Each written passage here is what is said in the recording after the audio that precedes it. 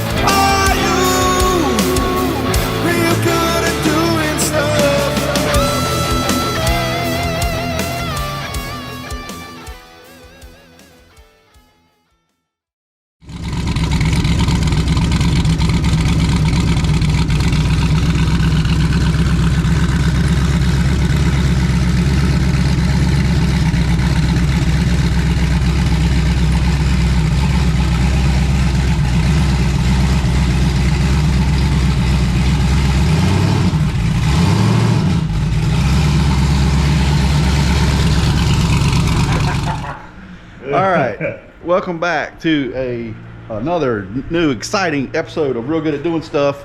Today we're going to tune up a race car like we do every day around here, but it's a little bit different clientele today. Anybody knows me that knows that I'm pretty good at shooting stuff, but today we got a couple guys that are real good at shooting stuff. This is Keith Baker's, what is this, Malibu? 79 Malibu. 79 Malibu. And Keith is a professional, I guess you say PRS shooter. Precision rifle. Yep. Right. So you own ice rifles and you shoot for MDT. Yep. Shooter for MDT. And Andy is also a professional marksman. And anyhow, these guys are buddies of ours down here. And we've built them a little kind of a beer runner basic LS turbo motor. And today we're going to tune it up. And get this thing ready for some drag and drive type stuff. We're on Dominator.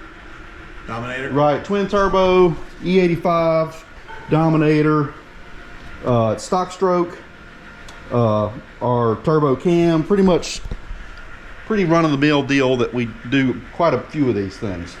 Anyhow, we're going to tune this thing up today, and in a couple of weeks we're probably going to do Andy's as well. Andy's got a little S10 that's a similar type deal. So we'll be doing that as well. Anyhow, maybe we'll do a little shooting sometime. I don't know if we're gonna do that today or not, but we might do that at some point. If I really feel like tanking the algorithm here. So the question is, can we do a drag and drive where we go to the range and shoot and then go to the track? Well, I think that should be part of it, right? That's What kind of drag and drive doesn't have a range involved? Anyhow, we're going to cover the drag and drive part today, and we're pretty much starting from scratch. We've got kind of a modified startup tune in here, but we're going to see if we can't make a little bit of power. All right, first thing I'm going to start off with is just the idle and a little bit of drivability. I always start here. You don't want to get the other done and then have to come back and mess something up. So I kind of get that stuff out of the way first and then move on to the power stuff.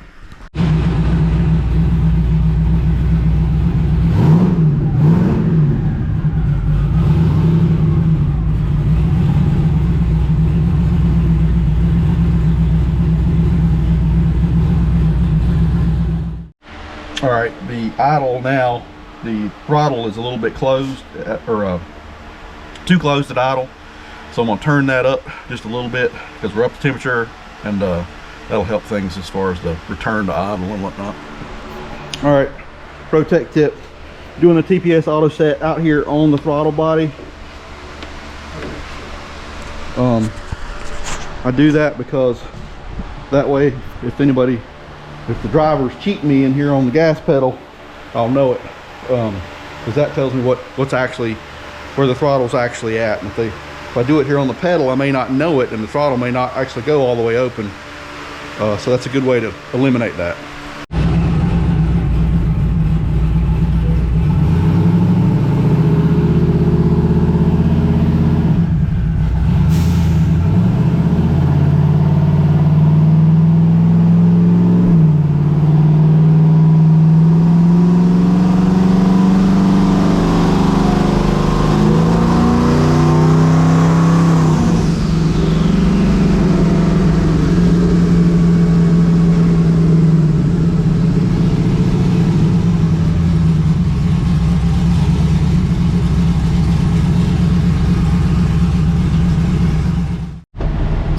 All right, drivability is pretty decent. I'm gonna start making some little pulls. I always start on the spring, no CO2. You can always go higher. If you screw up, you can't ever unscrew up. So I always start that way and start trickling boost in as I get it figured out. Also in correction, I put about 50% in here just to make sure things are okay, because you know we don't know where this is going to go. As soon as I get this tuned a little bit, this is going to come right back out. I'm not going to ride around with 50% correction. Once again, dome pressure just zeroed out. We're just going to push on the spring a little bit and see what we're working with.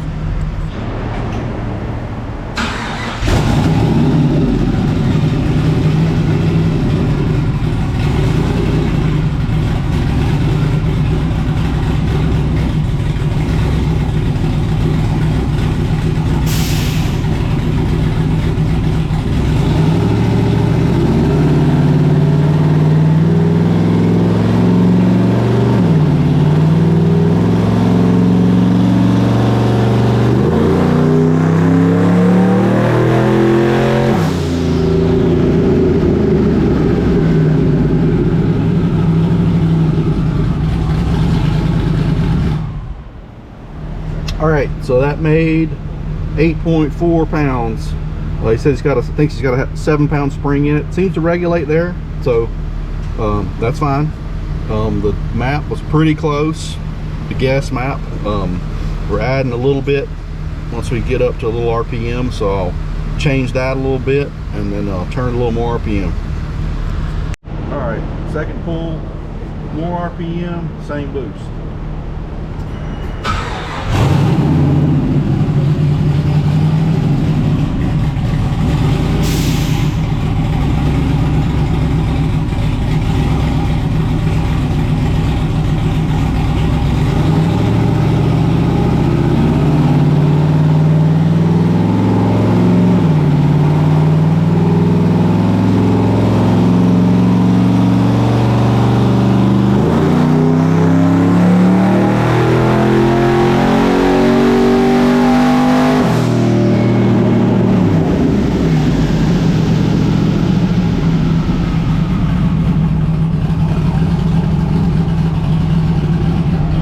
All right, second pull, we got 520 horsepower or so.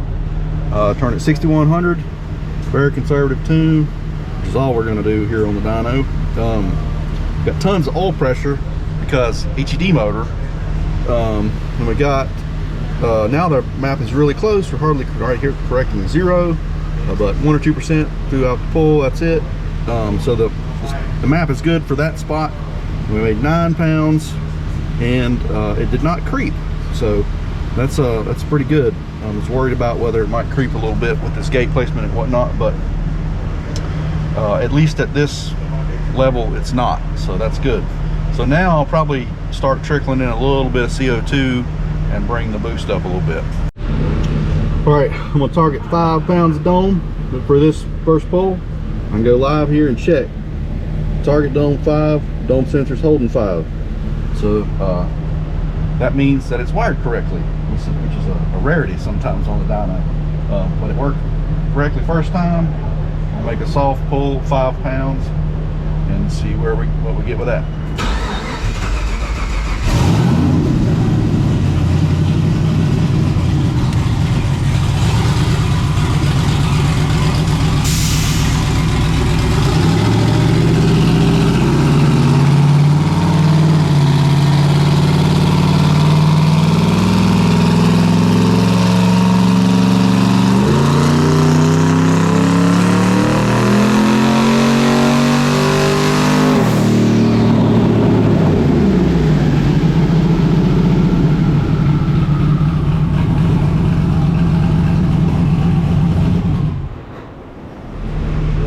Okay, so that picked up 590 or something horsepower and made about 11.9 pounds of boost.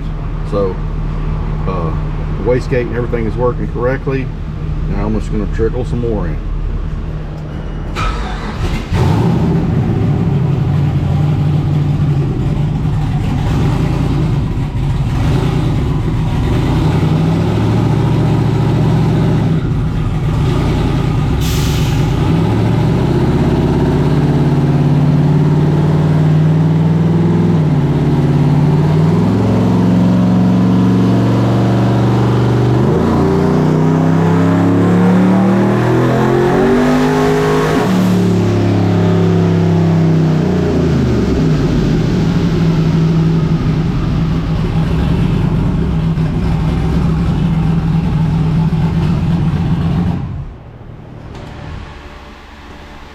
Okay, that made 750 something with a little more boost, 19 pounds. The end of the pull, the map sensor, I don't know what happened here. It went haywire and kind of stopped the party. So we're going to pull it again and see if it does that again or not. I don't know exactly what's going on there. Maybe just a wiring issue or something, but let's see what happens.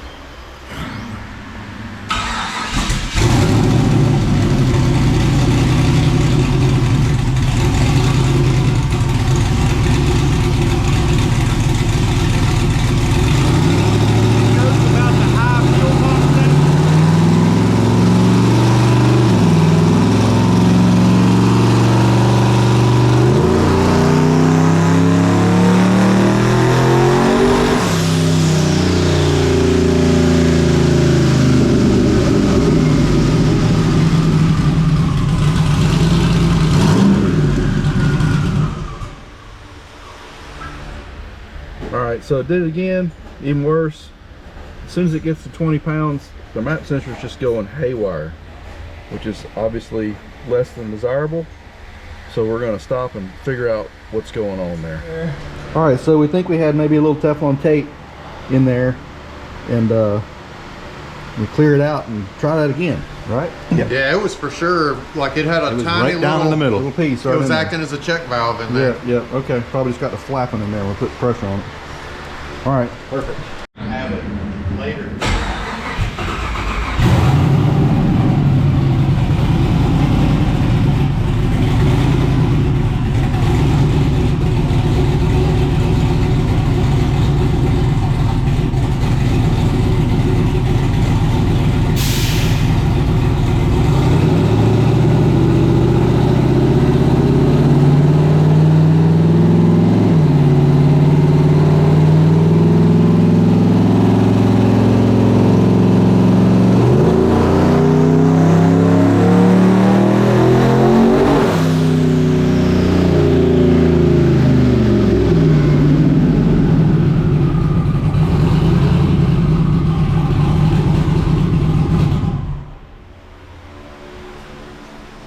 Nope.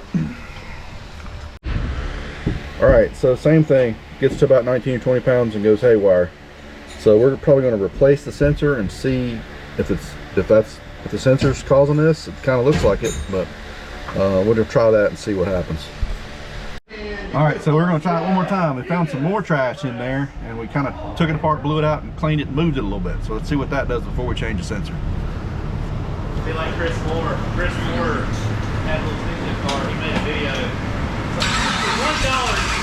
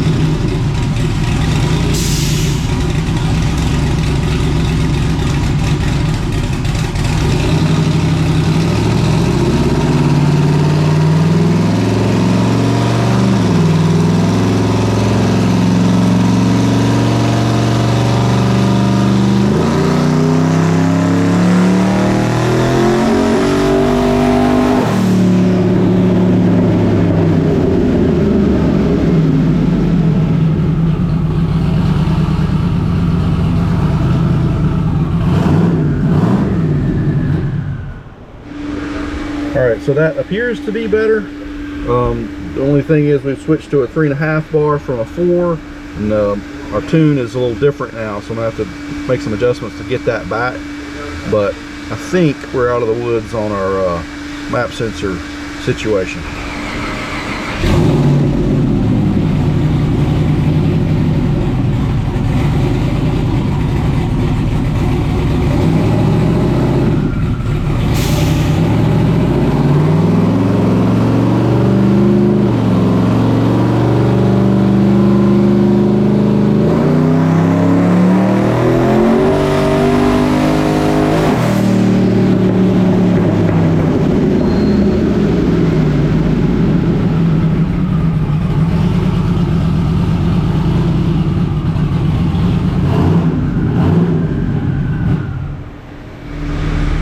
so that's closer to getting back to where we were. Tune-up's still stopping it there a little bit, and we'll keep trickling that back in there until we get our power back.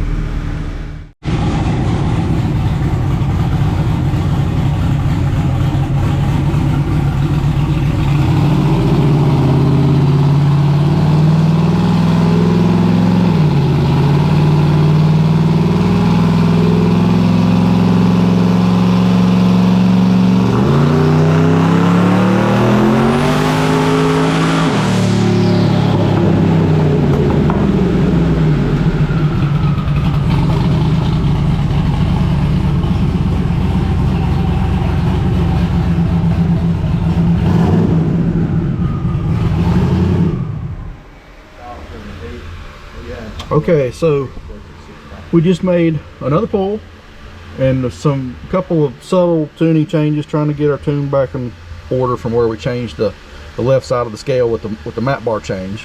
And we got 872 horsepower. You can see that or not. Up almost 200 from the pull before. Same boost level. Now, another thing that we did was we kind of realized that we had the street plugs in there, and these things have a pretty good gap on them. So we swapped out, put our more racy plugs that are gapped more correctly for boost. And that has woke this thing up. Now, what's happened here, how this works is, when your coils fire, they're completing a circuit. The current is traveling down the center of the spark plug through the electrode here, and then it jumps the gap to the strap and down out into the cylinder head, right? As we turn the boost up, the number of molecules or atoms or whatever you want to call it between the gap here increases, and the resistance increases, and at some point it won't jump the gap, right?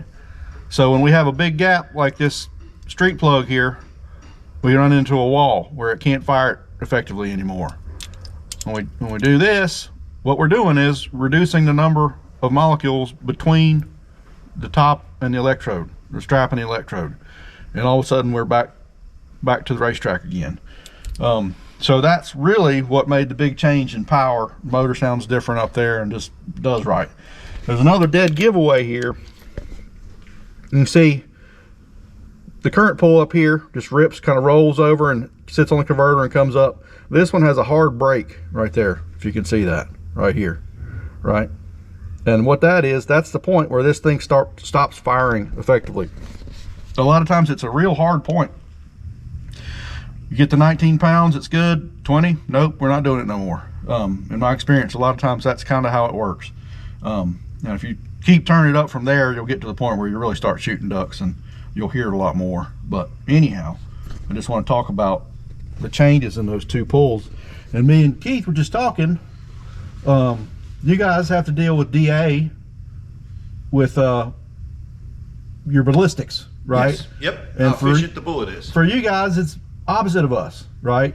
You want a crappy DA because you have same thing, less resistance. Basically, there's less atoms of atmosphere between the muzzle and the target. Right, so if you were to shoot around at sea level, you're going to need more wind and more elevation correction versus if you were to shoot around at, say, Colorado at a mile high, you'd use less wind and less elevation for the same range and the same wind. Yes, that's right. Significantly. And the reason is there'll be more molecules that the bullet has to travel through between the muzzle and the target. Density of air. It's the same as this, effectively. Here we're talking about 30 thousandths. You guys talking about 1,000 yards, but it's essentially the same kind of principle. They're both cool. Right. Yeah. All right, so now just a little fuel adjustment. 5 more on the dome. We're up to 25 on the dome now, which is not much of nothing. But let's see what that does.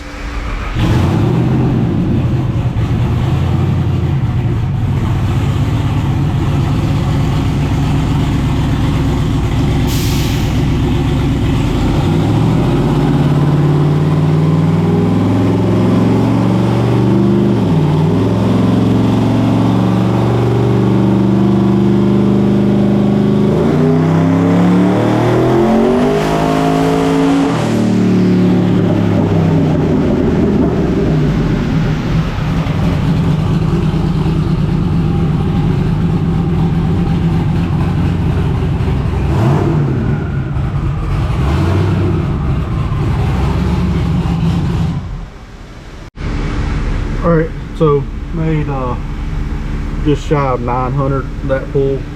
I'm gonna put a little more dome on it and do it again. The fuel map's pretty close now. Not really having to move much, so we'll just start creeping the boost in.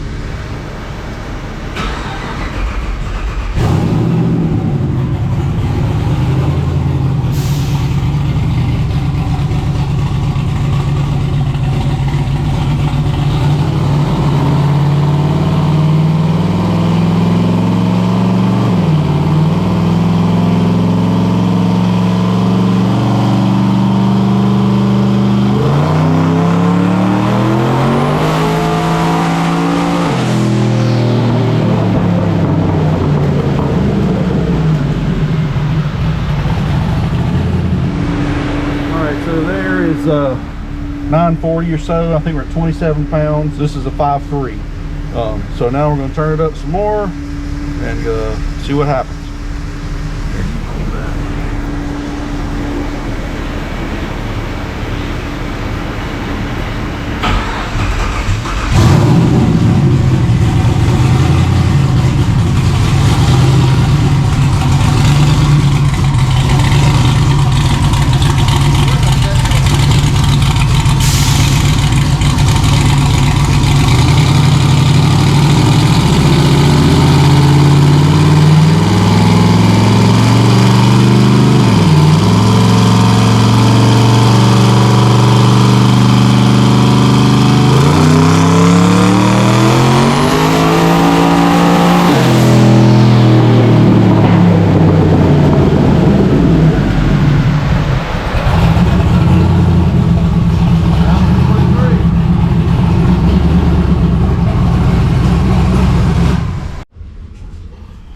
All right, so now we're at 1,020 something with the tire. We still haven't tickled 30 pounds yet. Everything looks good. We're pulling just a few percent up here. I trim that out, or trim a little out. I always like it pulling a little bit. Earn about 77,000. We're at 67 or so percent duty cycle. I don't really like to run them past 80 or so, and I would say that with an RPM really eats duty cycle, and at the racetrack they're probably going to be turning 75 or more in some cases, and that's going to eat up the rest of the duty cycle. So for today we're going to start or stop here. That's plenty of power for this little 5.3. Like I said, this is pretty much a run-of-the-mill little long block that we sell that's very affordable, and they reliably make quite a bit of power. Look here, let me pull up the oil pressure. We got 107 out here, steady, over 100 pounds. These things are little tanks, but anyhow, we're not going to pull anymore, but we'll wrap up and talk about a couple things.